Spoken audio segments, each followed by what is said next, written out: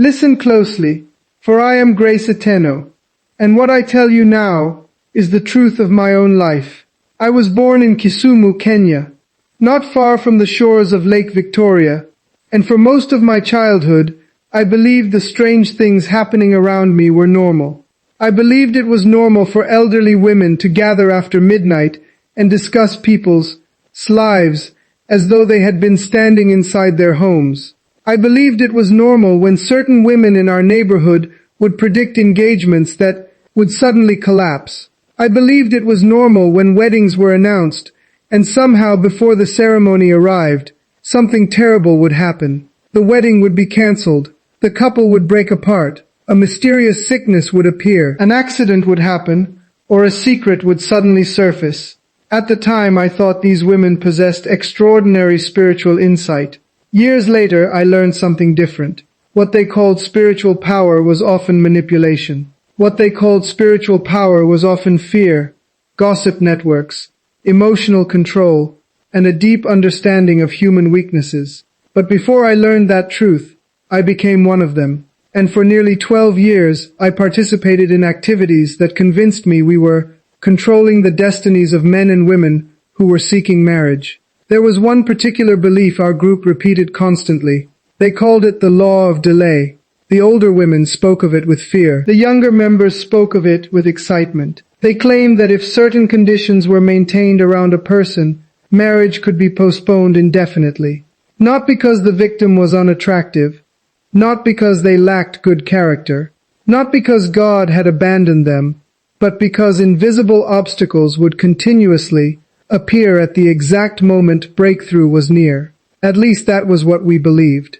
I remember the first time I witnessed something that made me believe that this so-called law was real. It happened in Nairobi. The target was a woman named Esther. She was 32 years old, beautiful, educated, a committed Christian. Every man who met her admired her. Yet somehow every serious relationship ended the same way. The pattern was frightening. A man would approach. The relationship would progress. Marriage discussions would begin. Families would meet. Plans would be made. Then suddenly everything would collapse. The first time it happened, everyone called it bad luck. The second time, they called it coincidence. By the fifth broken engagement, people started whispering. Even members of her church began asking questions. What nobody knew was that some women in our group had become obsessed with her. Not because Esther had harmed anyone, not because she was involved in wrongdoing, but because envy had taken root. She represented everything they wished they had become. And envy is a dangerous thing. It can convince people to dedicate years of their lives to another person's downfall. What happened next convinced me there was something deeply disturbing operating inside our circle. One night during a gathering in Nakuru County, the leader stood before us. She placed a photograph of Esther on a wooden table. Around her were women from Kenya, Uganda, and Tanzania. Some had traveled hundreds of kilometers to attend. I expected a dramatic ritual. Instead, the leader began discussing Esther's daily habits, her friendships, her insecurities, her relationship patterns, her family tensions, her fears, her emotional wounds. Every weakness was analyzed. Every vulnerability was catalogued. Every insecurity was studied. And then I understood something. The real weapon was not supernatural power. The real weapon was information. Information became influence. Influence became manipulation. Manipulation created delay. The process was so soft that victims rarely recognized it. One person would plant doubts. Another would spread rumors. Someone else would create conflict. Another would encourage suspicion. Small actions, tiny seeds, almost invisible. Yet over time they produced devastating results. The leader called this activating the law. She taught that marriages rarely fail from one major attack. They fail because of hundreds of tiny wounds.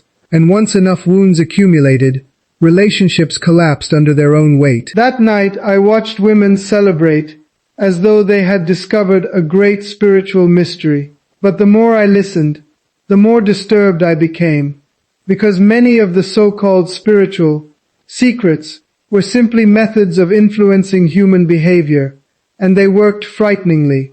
Well, what shocked me most was what happened 3 months later. Esther became engaged again.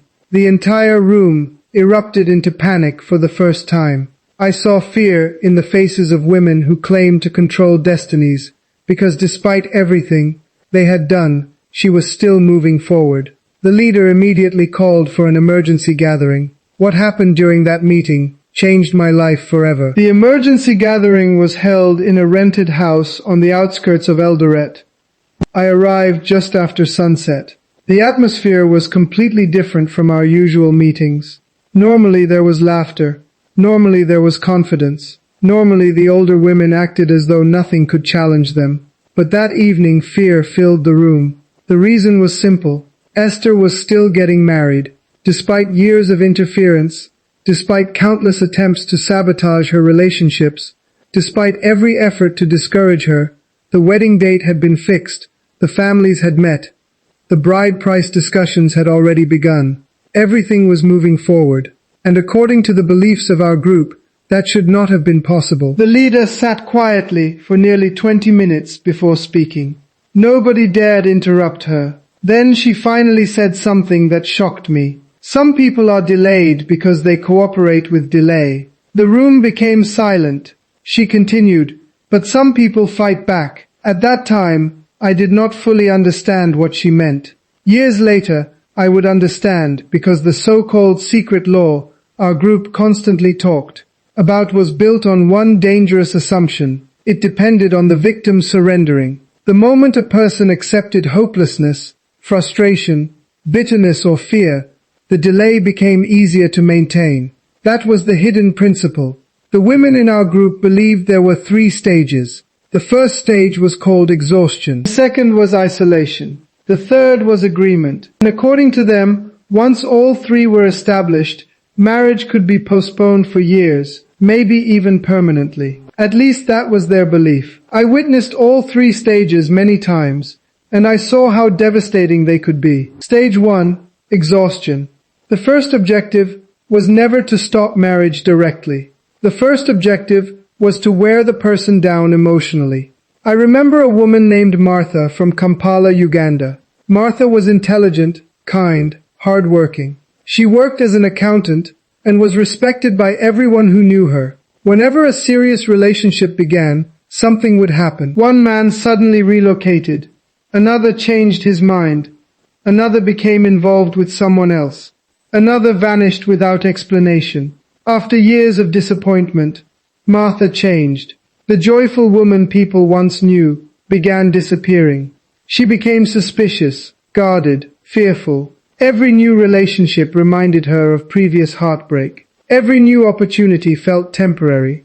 The women in our group celebrated this, not because they had supernatural control over her life, but because they understood human psychology. A wounded person often expects more wounds. A disappointed person often anticipates more disappointment, and those expectations can influence future decisions. Eventually, Martha stopped trusting people. She questioned everyone. She analyzed every text message, every phone call, every delayed response, every misunderstanding, and relationships became harder and harder to maintain. The group called this the spirit of delay. Looking back, I see something else. I see emotional exhaustion. And emotional exhaustion can destroy opportunities just as effectively as any imagined curse. Stage 2, isolation. The second stage was even darker. The goal was to make the person feel completely alone. I remember another target. Her name was Vivian. She lived in Arusha, Tanzania. Vivian was approaching 40. She desperately wanted to get married. At first, her family encouraged her. Her friends supported her. Her church prayed for her. But after years of disappointments, the comments began. The jokes started. The whispers followed. Maybe she is too choosy. Maybe something is wrong with her. Maybe she is cursed. Maybe nobody wants her. Words can become prisons, especially when repeated for years. Eventually, Vivian withdrew from people. She stopped attending social events. She avoided weddings. She stopped participating in gatherings. Every conversation about marriage became painful, and loneliness began feeding hopelessness. The women in our circle celebrated again, not because they possessed supernatural power, but because they understood something frightening. Isolation magnifies pain. When people suffer alone, their struggles often become heavier. The less support they receive, the more vulnerable they become. And vulnerability creates opportunities for manipulation. By this point, many people had already surrendered, but Esther had not. That was what frightened the group, because no matter what happened, she kept moving forward. She kept serving in church. She maintained healthy friendships. She continued building her career. She refused to define her entire life by her relationship status, and that made her difficult to break. Stage 3. Agreement. This was the stage the leader considered the most important. She often said something chilling: "No delay survives without permission." At the time I thought she meant spiritual permission. Years later I understood what she really meant. Agreement.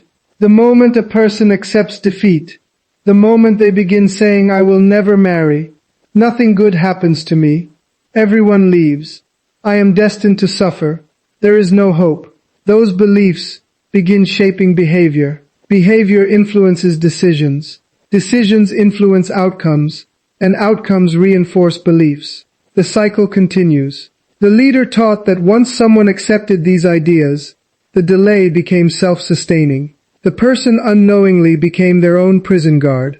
I watched this happen repeatedly. Women who once believed in love stopped trying. Men who once pursued relationships became cynical. People who once dreamed of families settled into hopelessness, and our group interpreted it as proof of spiritual victory. But one event completely shattered my confidence in everything we believed. It happened 6 weeks before Esther's wedding. One of the women assigned to monitor developments returned with unexpected news. She entered the meeting trembling. The leader immediately demanded answers. What happened? The woman hesitated. Then she spoke, and the words that came out of her mouth sent fear through the entire room. "She knows." The leader froze. The room became silent. Nobody moved. Nobody breathed. Nobody spoke. The leader slowly stood from her chair. "What do you mean she knows?" The woman swallowed. Then she revealed what had been happening during a church gathering in Nairobi. And what Esther said that day would trigger the greatest crisis our group had ever experienced. The room was so quiet that night, you could hear the ceiling fan turning. Nobody spoke. Nobody moved. The leader stared at the woman who had just returned from Nairobi. I had never seen her look nervous before, not once. But this time it was different. The woman finally gathered enough courage to continue. She said she knows she had been fighting an invisible battle for years. The leader folded her arms. "Go on."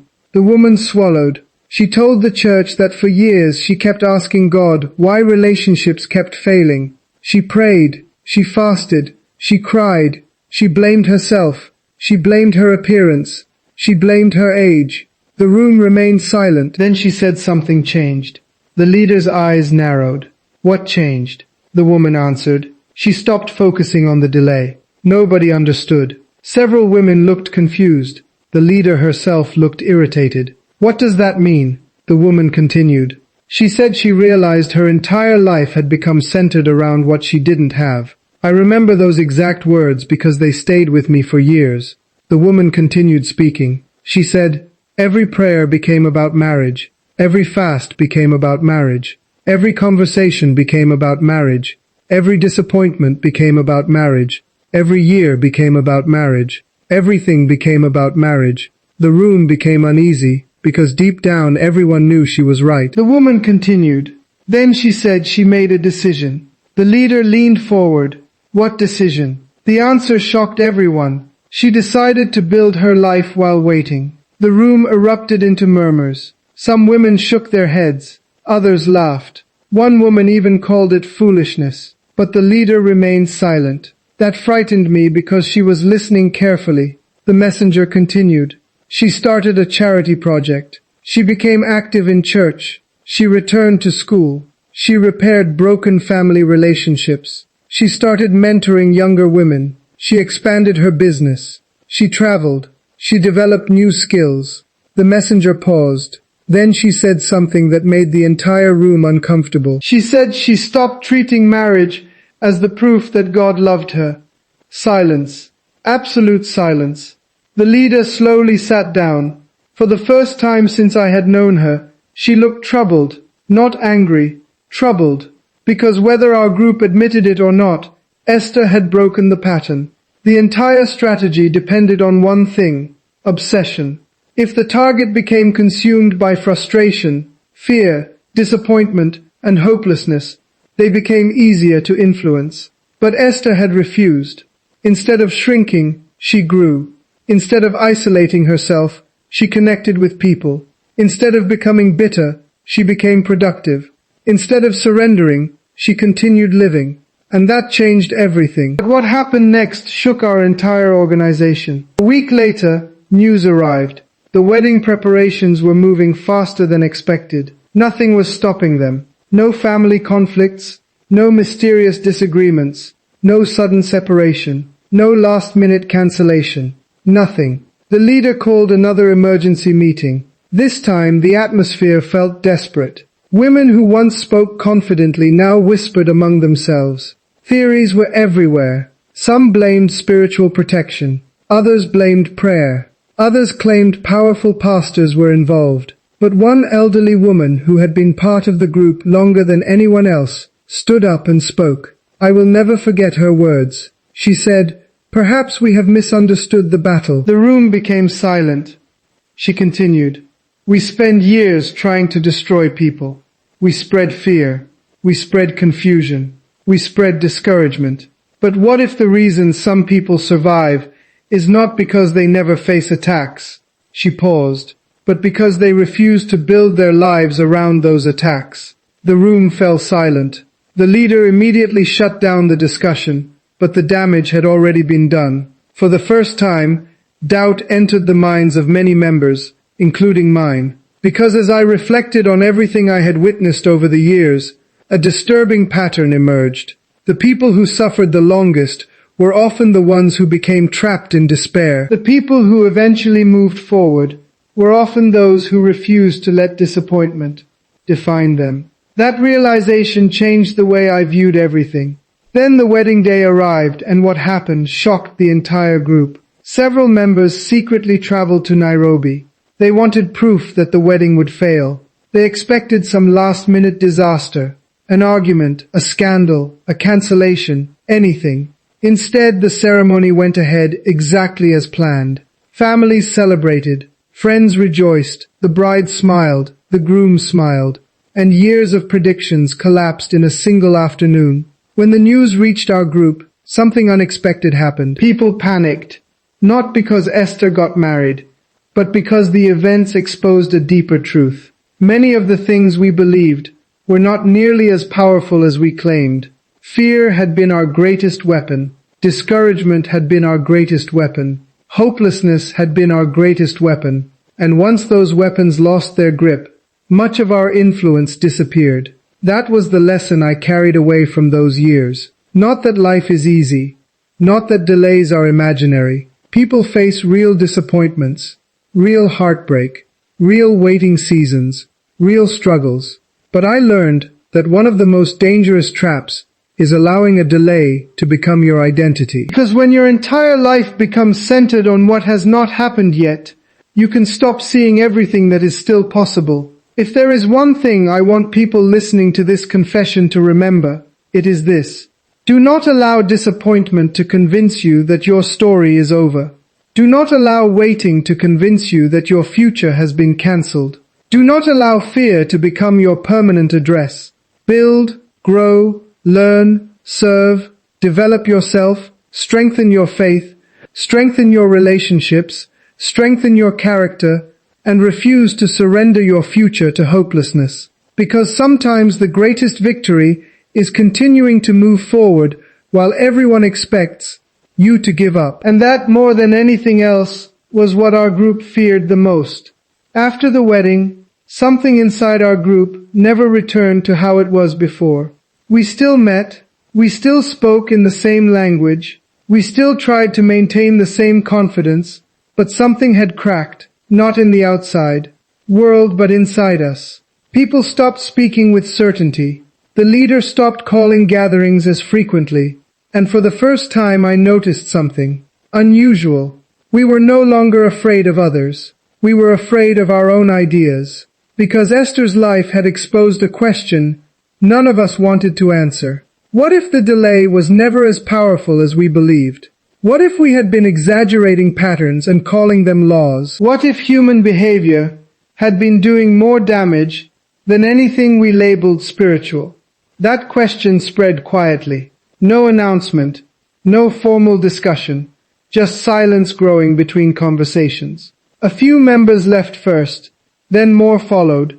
Some said they were tired, some said they were confused, some simply disappeared without explanation. I didn't leave immediately. I stayed longer than I should have. Because walking away from something you had believed for years is not instant. It happens in layers. But the final breaking point came unexpectedly. One evening I traveled back to Kisumu. I stood near Lake Victoria alone, and I remembered something Esther had said during her testimony, something that had been reported back to us, but never fully understood in our circle. She said, I stopped asking why things were not happening, and started asking what I can do with what is still in my hands. That sentence hit me differently that night, because I realized something simple but heavy. A life can shrink or expand, depending on where your focus stays. If your focus stays only on what is missing, everything around you starts to look like delay. But if your focus shifts to what is still possible, movement returns. Not everything changes immediately, but direction changes, and direction is what determines destiny more than timing ever will. I no longer live the life I once lived. I no longer sit in circles where people discuss others' failures as if they are fixed destinies. I no longer believe that human lives are easily trapped by invisible laws. I understand something different now. Most long delays are not caused by a single force. They are often built through fear, repetition, isolation, and internal agreements with hopelessness. And the moment a person breaks agreement with hopelessness, something begins to shift. Not instantly, but gradually, quietly, realistically. If you are listening to this story, there is something I want you to take seriously. Do not build your life around what is not working yet. Do not turn your waiting season into a permanent identity. Do not let disappointments become your interpretation of your entire future. Because the most dangerous kind of delay is not external. It is internal acceptance. The moment you stop moving, stop trying, stop growing, and stop believing anything can change, that is when life truly begins to slow down. But the moment you decide to continue anyway, even without clarity, even without answers, even without guarantees, something begins to open again. What I once called a secret spiritual law, I now understand as something far more human and far more changeable. Because the strongest force in a person's life is not delay, it is direction. And direction can always be changed. Also, what I once called a secret spiritual law, I now understand as something far more human and far more changeable. Because the strongest force in a person's life is not delay, it is direction. And direction can always be changed. So here is what I leave with you, my listener. The delay you fear may not be a wall. It may be a mirror. And the only question that truly matters is this.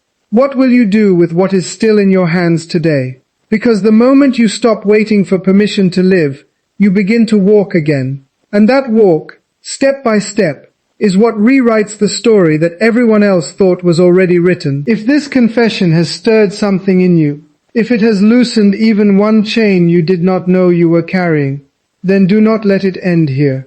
Stay with me. Walk with me. For there is more to uncover, more to understand, and more to break free from. So I ask you now, not as a leader, not as a teacher, but as one who has walked through the shadow and come out the other side. Subscribe. Let us continue this journey together. The next chapter is already waiting.